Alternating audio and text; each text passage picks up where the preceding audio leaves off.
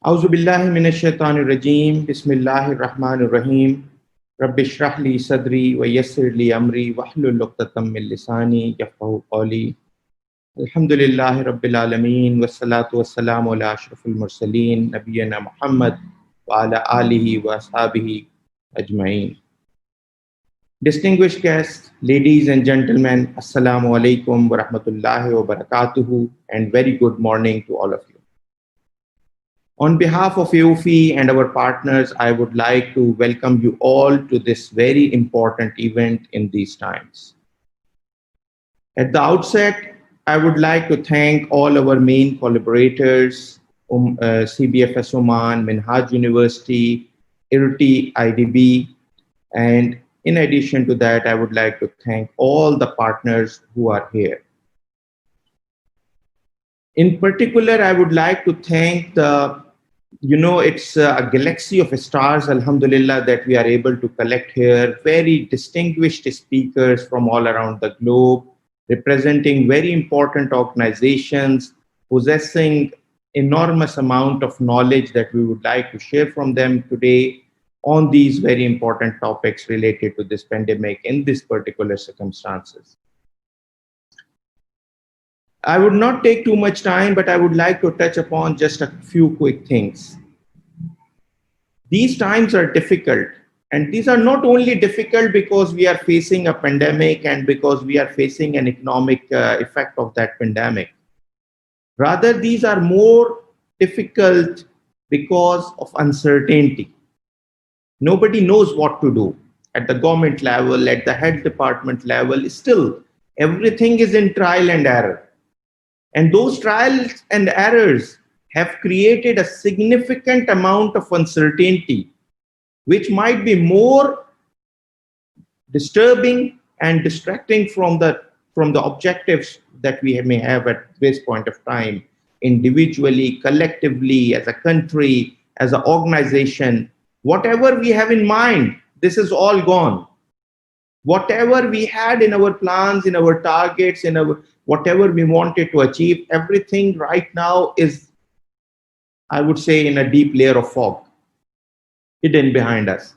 And this reminds us of somebody superior to the mankind, Allah Almighty, who created this world and who tests us by giving these situations. And this is a test that we need to pass. With regard to the pandemic, we are very much feeling sorry about those who are being affected directly, their families, the loved ones, individuals who are affected, who are facing the difficulty, and those who are their family members and their loved ones who are facing a problem because of that. But this is not sufficient. The impact of the pandemic has gone by far beyond that. I would honestly say the economic effects are by far bigger. And the after effects of this might be much, much, much bigger. And we need to prepare for that. And this is one of the reasons that we believe that Islamic finance has to play a role. I would like to mention one thing, that if you go for the analysis of 1918 to 20 Spanish flu, you will see that the economic realities of the world were changed. The countries which were stronger earlier to that became weaker. The countries which were weaker, they became economically stronger. There were more and more women in the workforce. The average per piece wages and average weekly wages went up in most of the countries.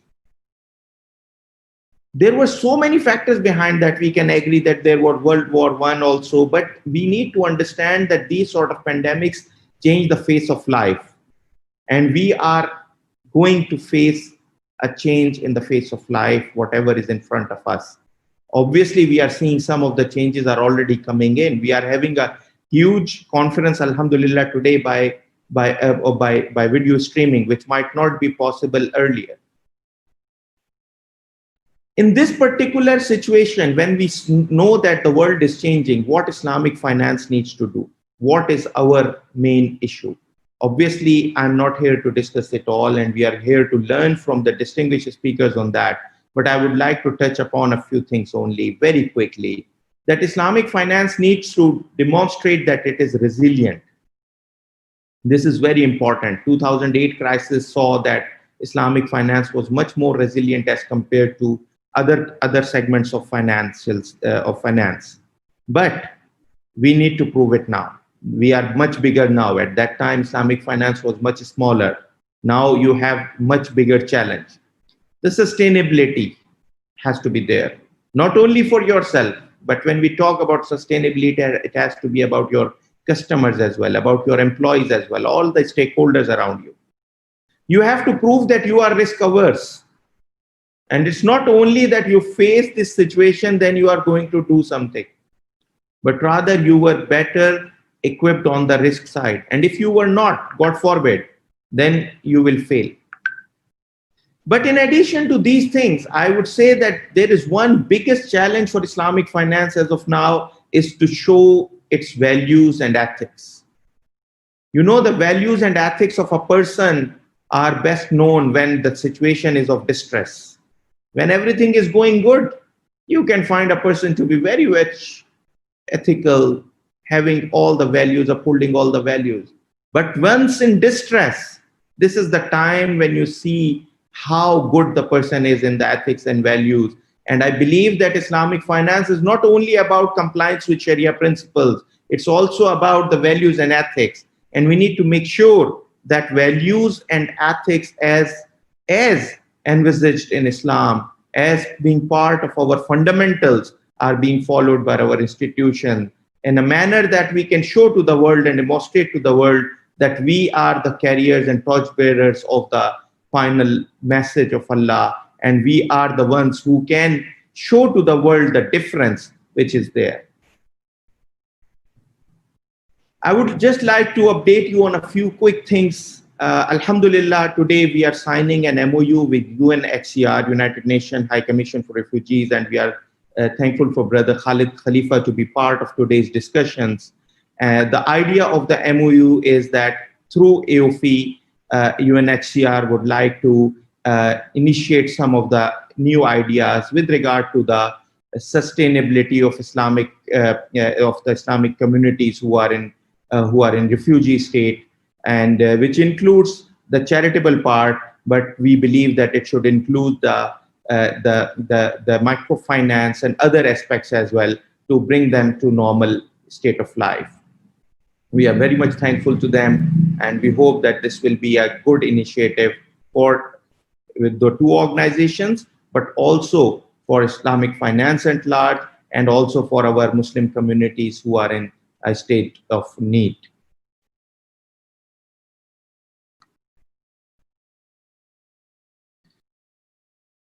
In addition, I would just like to quickly update you about what AAOIFI is doing recently. At AAOIFI, we have tried our level best that our routine functioning is not disturbed. So more recently, we have reformed our technical boards. The process was going since middle of last year. Now we are towards completion of that process, and we believe that this process will, the result of this process as a formation of new boards will result in further improvement of our standards and the whole process of standard setting, inshallah. The first meetings of the boards were held, and now all the working groups are formed for the new plan, according to the new plan for next 4 years. And the things are, alhamdulillah, moving in the right direction. We have almost completed our footprint analysis with regard to the state of adoption of AAOIFI standards in different parts of the world. And that is just on a final review stage. Inshallah, shortly we will be publishing it and sharing it with you. In particular, we have worked on the response to the market needs in these times. More recently, we just developed an exposure draft of accounting issues statement from the AAOIFI accounting board. We will be holding shortly a private event, a limited seats event on discussion for that exposure draft. And we have already requested some very important stakeholders to respond on that. And shortly we will be issuing the final one. On the governance board also, we started this initiative, and the first meeting is held, and shortly we will be coming up with the response on these needs. On the Sharia side, we are considering, we believe that there are some Sharia issues that need to be handled.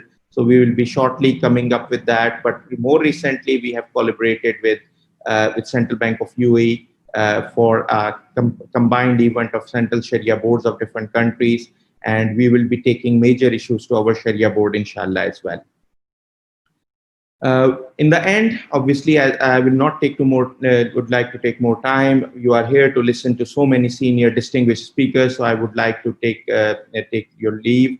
In the end, I would like to again thank all the collaborators, all the partners. Particularly, I would like to thank our brother Mughis Shaukat from CBS FES Oman and our brother Rizwan Malik from AAOIFI. All of the team members have worked hard, but these two have worked very hard, enormously hard, to show a different type of event. Alhamdulillah, the level of registration, the level of participation of the speakers is great. And we hope that inshallah in future also we'll be able to hold events like that. And I would like to thank again and show our appreciation to the partners who have collaborated for this event. And I would like to thank all the participants for being here. Thank you. Assalamu alaikum wa rahmatullahi wa barakatuh.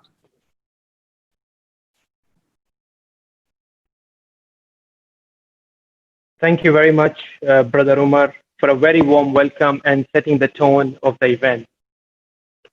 Now, before any further ado, let me introduce you to the two keynote speakers, both of whom unfortunately were unable to attend live event with us due to unforeseen circumstances and have sent in their exclusive video speeches to this forum. First, let me introduce the Honorable Retired Justice Mufti Taqi Usmani, Chairman of AAOIFI Sharia Board, who will deliver his keynote speech through a recorded video for this event, which we are about to play for you.